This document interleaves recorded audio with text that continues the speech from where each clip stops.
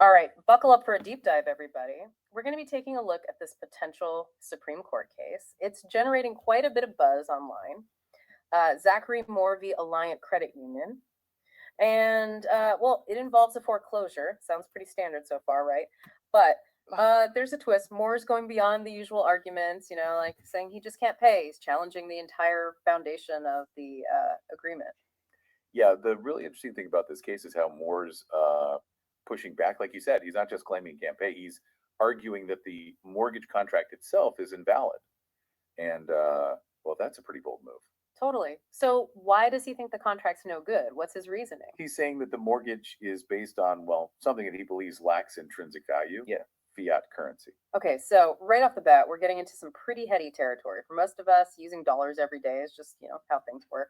But Moore is taking this stance and applying it to his situation. So is he saying that fiat money, remind me again, that's money not backed by like a commodity like gold, right? Right, exactly. Okay, so he's saying that fiat money shouldn't be considered valid in a contract. That's the gist of it, yeah. Yeah. It really raises those fundamental questions about like what gives money value? Is it just this kind of shared agreement that we all have, or is there something more to it? It's not something you think about every day. You just pull out your debit card or whatever, and well, you don't really stop to think about like the deeper philosophical implications of it all. Yeah, but that's what makes this case so interesting. It forces us to grapple with those questions. And to support his argument, Moore's pointing to Article 1, Section 10 of the Constitution. It mentions gold and silver coin as payment for debts. Hold on. So he's using the Constitution to challenge the validity of the money we use every day. I mean, that's pretty audacious, don't you think? Absolutely. And that's where things get even more interesting. Yeah. There's this blog post going around online. It claims to have Justice Alito's opinion on the case. And, well, it seems to agree with Moore's stance on fiat currency. Wait a minute. Are you saying that Justice Alito is actually siding with this argument that, our entire monetary system is maybe not on the firmest of ground? That's huge, right? Yeah, it's a big deal, especially given the potential implications. Now, to be clear, this opinion isn't officially published yet, but if it's accurate, and that's a big if, of course, but if it is, and this reflects like the court's final decision, it could really shake things up in a major way. It really could change how we think about contracts and debt. It definitely feels like we're, stepping into uncharted territory here. For sure. So I think before we really dive into the specifics of what this blog post is claiming is Alito's opinion, it's important to understand Moore's situation, like why he's making this, kind of unusual argument in the first place. Yeah. Okay. Let's rewind a bit then. Tell me about Zachary Moore and, what led him to this point. So, from what we've been able to gather, Moore's facing foreclosure on his home. Pretty common situation, unfortunately. But what makes this unique is that he's claiming that the mortgage is invalid because, as we were saying, it's based on fiat currency. He's arguing that fiat currency isn't, it's not valid consideration for a contract. So it's almost like he's taking on the whole system, not just fighting this, personal financial battle. Exactly. That's what makes this case so intriguing. It goes way beyond like just a typical mortgage dispute. It digs into those fundamental questions about the nature of money, contracts, economic freedom, all of that. All right, so let's get into this opinion that's, supposedly Alito's, according to this blog post. How does it break down? What are the key points? Okay, so as it's presented in the blog post, the opinion seems to make a few key points. First, it appears to agree with Moore that fiat currency isn't valid consideration for a contract. Yeah. And this leads to the conclusion that, the foreclosure proceedings against Moore are unconstitutional because there's no valid contract, potentially even due process violations. Wow, so it's not just like a theoretical argument. This opinion, at least, as it's presented in the blog post, has real consequences for Moore. Right, exactly. And it goes even further than that. The opinion also kind of dives into some criticisms of the fiat currency system as a whole. It argues that it makes exploitation easier and can lead to unsustainable debt cycles. So it's not just about like the legality of this one contract. It's a whole critique of how things are set up. Pretty much, yeah. And this is where it gets really interesting. It even goes so far as to call for Congress to reevaluate the current monetary system. Now, regardless of whether this blog post is legit or not, that kind of statement from a Supreme Court justice would, that would cause a firestorm. It's almost like a call to action, right? Like, Yeah. Hey, we need to take a good, hard look at this thing that most of us take for granted. Totally. And there's Yet another layer to this whole thing that's even more unexpected: the 13th Amendment. Wait a minute. The 13th Amendment, you're talking about the one that abolished slavery. What does that have to do with a mortgage dispute and, fiat currency? I know, it's pretty wild. That's what makes this case so unique. In this blog post, the author's claiming that Alito is making this connection between uh, the fiat system, the practice of charging interest, also known as usury, Mm. and the concept of involuntary servitude. Okay, now I'm really intrigued. I got to hear more about this. How can you possibly link debt and fiat currency to, something like servitude? It is a pretty complex argument. But basically, Alito, at least the way it's presented here, seems to be saying that the fiat system, by its very nature, Mm. creates this situation where people can get trapped, you know, trapped in these debt cycles, especially when you consider the whole practice of charging interest. And he's arguing that this could be seen as a form of economic coercion. He's even going so far as to compare it to involuntary servitude. That's a pretty bold comparison. I mean, how do you go from talking about like modern debt to a concept that we usually associate with historical injustices like, actual slavery? Yeah, it's a big leap for sure. The way he's justifying it is by focusing on this idea that under a fiat system where the value of money isn't tied to anything physical, like a commodity, Yeah. the government can kind of manipulate things. They have the power to manipulate the currency. Mm. And he's saying that this, combined with the practice of usury, Mhm. charging interest, that can lead to people being burdened with debt that they can never really get out from under. And so he's saying the system itself is inherently flawed, that it sets people up to fail in a way. That's one way to interpret it. Yeah. He's saying this perpetual cycle of debt that people can find themselves in really limits individual freedom, and economic mobility. Yeah. And he's comparing that to the constraints of involuntary servitude. Yeah, I can see how that argument would resonate with people who feel trapped by debt, especially people facing foreclosure. I mean, it's definitely a thought provoking argument, to say the least. It is. It is. Now, before we go too deep into this whole 13th Amendment thing, I think it's worth taking a step back and really exploring this whole concept of fiat currency. You said it yourself, it makes you think about what gives money value. It's not something we usually stop to think about, but it's really key to understanding this whole case. You know what? You're right. My knowledge of economics is a little rusty, to say the least. I vaguely remember something about the gold standard from like high school history class, but I could definitely use a refresher. Can you give us a quick rundown of how we got away from gold-backed money and why? Sure. So, for a long time, the gold standard was like the dominant system. It tied the value of currency to a set amount of gold. Basically, this meant that the amount of money out there was directly related to how much gold the government was holding. So the value of money was really determined by how much gold there was physically. Yeah, exactly. And while this system had its pluses, like providing stability, limiting inflation, it also had its limitations. For example, economic growth could be held back by the limited supply of gold. So if the economy grew faster than the supply of gold, that could actually lead to deflation, which, can have a whole bunch of negative consequences. So it sounds like the gold standard, it could be pretty inflexible, especially, in a modern economy where there's constant growth and all these fluctuations. Yeah, that's right. And that's one of the big reasons why most countries, including the US, moved away from it back in the 20th century. They adopted fiat currency systems instead. Yeah.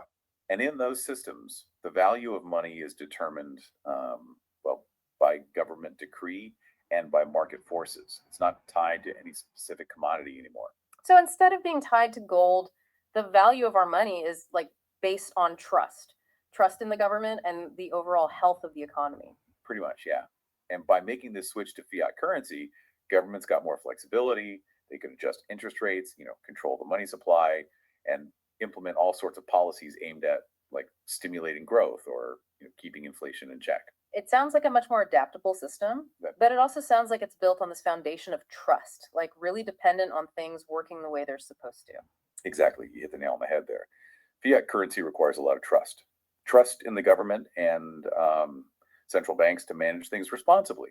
If that trust erodes, it can lead to big problems like hyperinflation, or the currency can become devalued.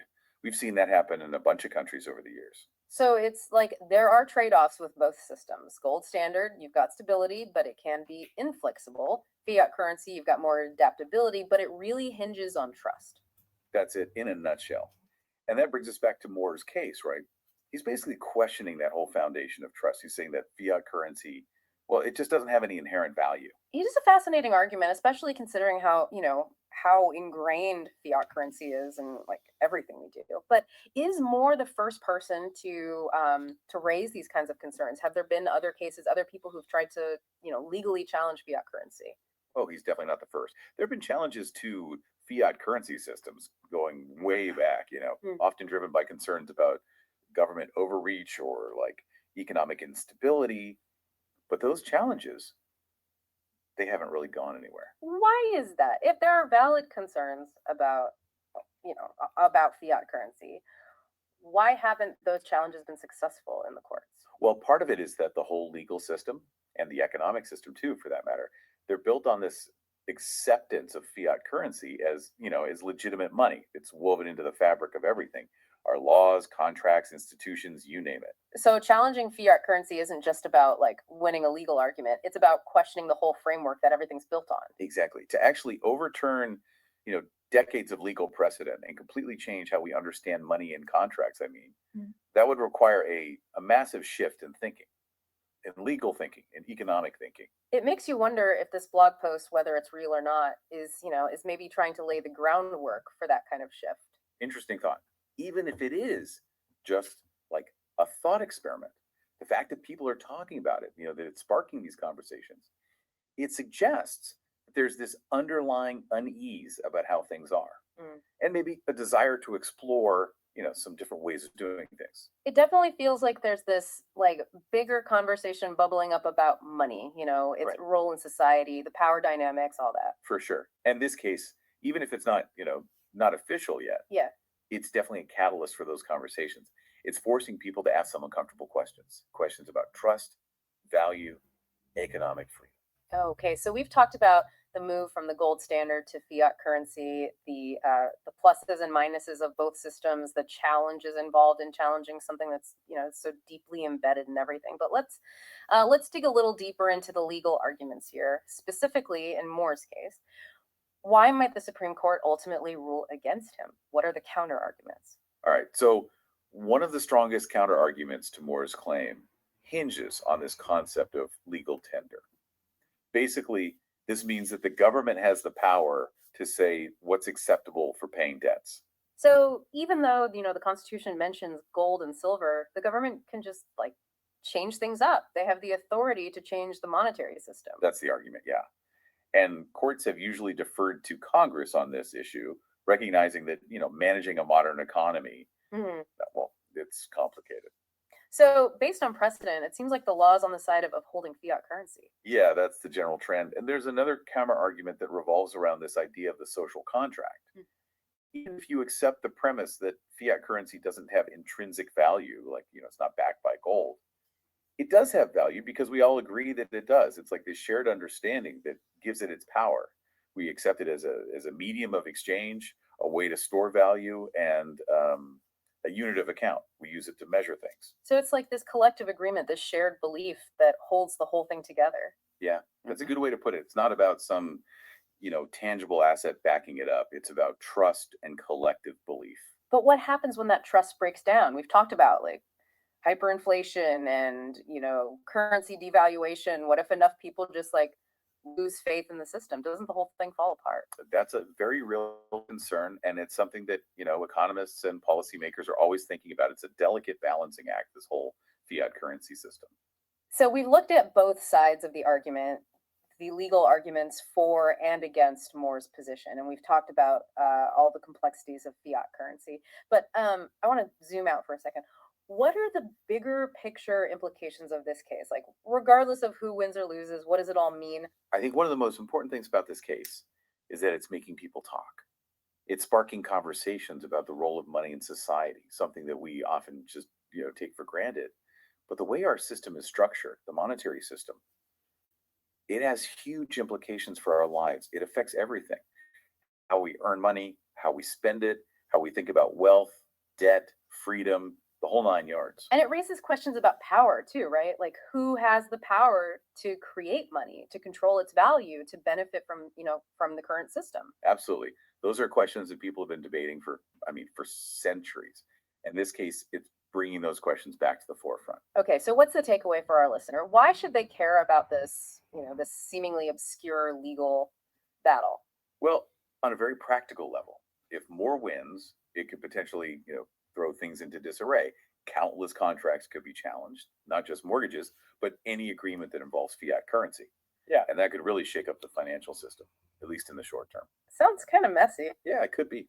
And that's probably why a lot of legal experts are dismissing this as like a fringe theory. But even if it doesn't lead to some like major legal upheaval, it's still a valuable thought experiment, right? It's making people think about the foundation of our economy, question things, consider whether there might be a better way to organize our financial system. Totally.